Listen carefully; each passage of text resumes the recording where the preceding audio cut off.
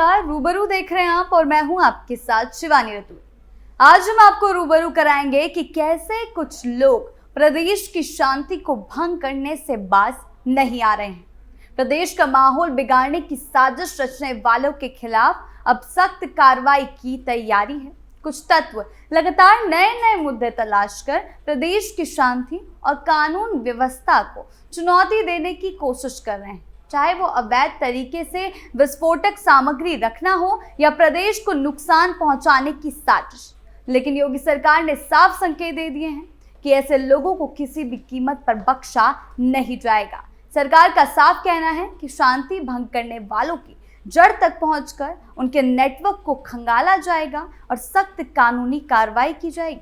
कानून व्यवस्था से खिलवाड़ करने वालों के खिलाफ जीरो टॉलरेंस की नीति के तहत बड़ा एक्शन तय माना जा रहा है और इसी के चलते लखनऊ में एक बड़ी छापेमारी की गई है।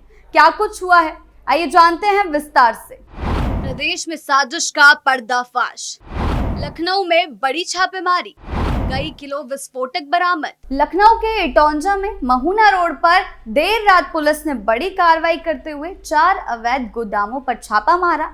इन गोदामों से 6 टन से अधिक यानी करीब 6,358 किलोग्राम विस्फोटक सामग्री बरामद हुई।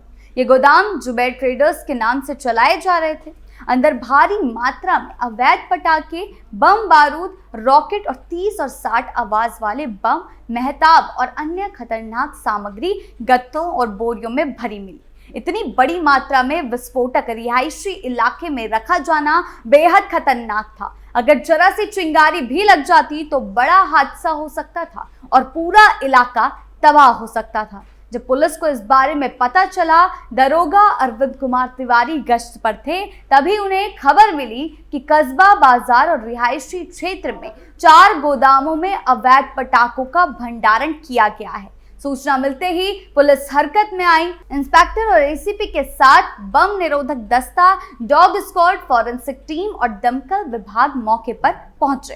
गोदामों के आसपास का इलाका तुरंत सील कर दिया गया और बैरिकेडिंग कर लोगों का आना जाना बंद कर दिया गया। सुरक्षा के लिए भारी पुलिस बल तैनात किया गया क्योंकि वहां भीड़ इकट्ठा होने लगी थी। जांच के दौरान पता चला कि ये गोदाम स्थानीय निवासी इमरान, आदिल और अबरार के हैं। ये लोग पटाखों को कारोबार करते थे और लंबे समय से अवैध तरीके से माल जमा कर रहे थे। गोदाम खोलकर जब जांच की गई तो अंदर भारी मात्रा में विस्फोटक सामग्री मिली। पुलिस ने रात में ही गोदाम सील कर दिए। अगले दिन सुबह जेसीबी मशीन से आबादी से करीब 500 मीटर दूर 30 फुट गहरा गड्ढा खुदवाया गया। फिर लोडर की मदद से विस्फोटक सामग्री वहां ले जाकर सुरक्षित तरीके से नष्ट करने की प्रक्रिया शुरू की गई। देर रात तक की कार्रवाई चलती रही। अपर पुलिस उपायुक्त ने बताया है कि आरोपियों के खिलाफ विस्फोटक अधिनियम और अवैध भंडारण के तहत मुकदमा दर्ज कर लिया गया। उनकी गिरफ्तारी के लिए 5 टीमें लखनऊ और उसके आसपास के जिलों में दबिश दे रही हैं। जल्द ही उन्हें गिरफ्तार कर लिया जाएगा। अग्निशमन अधिकारी के अनुसार अबरार के पास भारत फायर वर्कर्स के नाम से पटाखों की लाइसेंसी दुकान तो है, जिसका लाइसेंस 2027 तक वैध है, लेकिन उसके पास गोदाम में भंडारण की अनुमति नहीं थी। उसे कई बार नोटिस दिया गया, फिर भी वो अवैध रूप से माल जमा करता रहा। स्थानीय लोगों ने बताया कि ये लोग काफी समय से अवैध रूप से पटाखों का कारोबार कर रहे थे। लोगों को हमेशा डर रहता था कि कहीं कोई हादसा ना हो जाए। कुछ महीने पहले 31 अगस्त 2025 को बेहटा गांव में अवैध पटाखा फैक्ट्री में विस्फोटक से 4 लोगों की मौत हो गई थी और कई लोग घायल हुए थे। उस घटना के बाद लोग सतर्क थे, लेकिन फिर भी ये बड़ा भंडारण पकड़ा गया। इस बार पुलिस की समय पर कार्रवाई से एक बड़ा हादसा टल गया और पूरे इलाके को बड़ी तबाही से बचा लिया गया।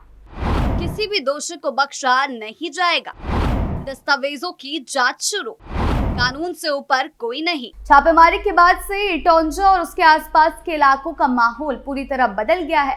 अब हर तरफ पुलिस की गाड़ियां, बैरिकेडिंग और जांच की गतिविधियां दिखाई दे रही हैं। भारी मात्रा में विस्फोटक सामग्री मिलने के कारण प्रशासन ने सुरक्षा को सबसे बड़ी प्राथमिकता बना लिया। इलाके में अतिरिक्त पुलिस बल तैनात किया गया ताकि किसी तरह की अफवाह, हंगामा या अप्रिय घटना ना हो। पुलिसकर्मी लगातार गश्त कर रहे हैं और संदिग्ध गतिविधियों पर नजर रखी जा रही है। लोगों से अपील की गई है कि वो किसी भी तरह की अफवाह पर ध्यान ना दें और अगर उन्हें कोई संदिग्ध जानकारी मिले तो तुरंत पुलिस को सूचित करें। पुलिस अब इस मामले की तह तक जाने की कोशिश कर रही है। जांच का फोकस इस बात पर है कि इतनी बड़ी मात्रा में विस्फोटक सामग्री आखिर कहां से लाई गई। क्या ये माल किसी एक बड़े सप्लायर से आया था या अलग अलग जगहों से इकट्ठा किया गया था? क्या इसमें किसी दूसरे शहर या राज्य के लोगों की भूमिका है? इन सभी सवालों के जवाब खोजे जा रहे हैं। पुलिस सप्लाई चेन की कड़ियों को जोड़ने में लगी है। ट्रांसपोर्ट से जुड़े लोगों से पूछताछ हो रही है। ये भी देखा जा रहा है कि माल किन किन वाहनों के जरिए लाया गया और क्या उसके लिए कोई फर्जी दस्तावेज बनाए गए थे, कि आखिर उनका एजेंडा क्या था। क्या ये सिर्फ एक अवैध कारोबार है या किसी बड़ी साजिश की कोशिश? अधिकारियों को शक है कि ये केवल 3 लोगों का काम नहीं हो सकता। इतने बड़े स्तर पर अवैध भंडारण के पीछे एक पूरा नेटवर्क हो सकता है। इसीलिए जांच केवल गोदाम मालिकों तक सीमित नहीं है।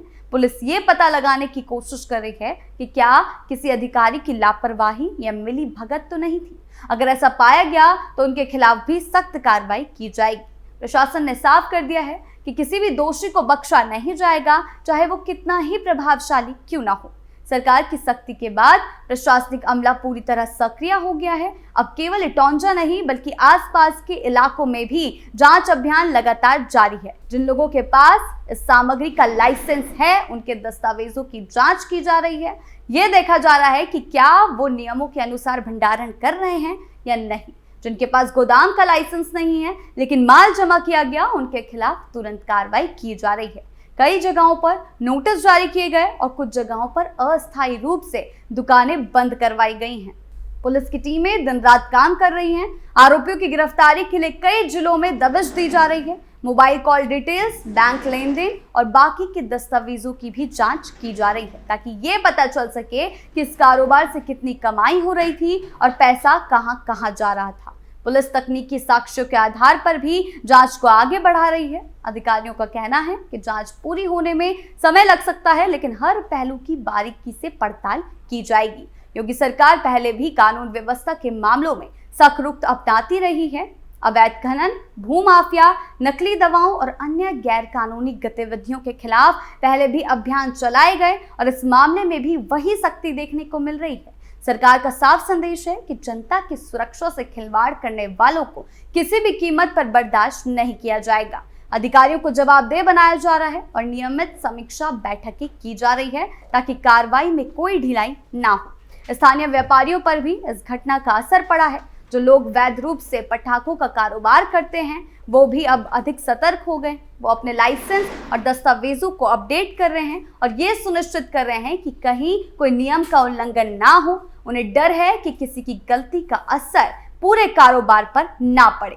प्रशासन ने साफ किया है कि वैध कारोबार करने वालों को परेशान नहीं किया जाएगा, लेकिन नियमों का सख्ती से पालन करना होगा। इलाके में अफवाहों को रोकने के लिए पुलिस लगातार लोगों से संवाद कर रही है। मोहल्ला बैठकों के जरिए लोगों को समझाया जा रहा है कि वो शांति बनाए रखें और जांच में सहयोग करें। सोशल मीडिया पर भी नजर रखी जा रही है ताकि कोई भ्रामक जानकारी फैलाकर माहौल को खराब ना कर सके।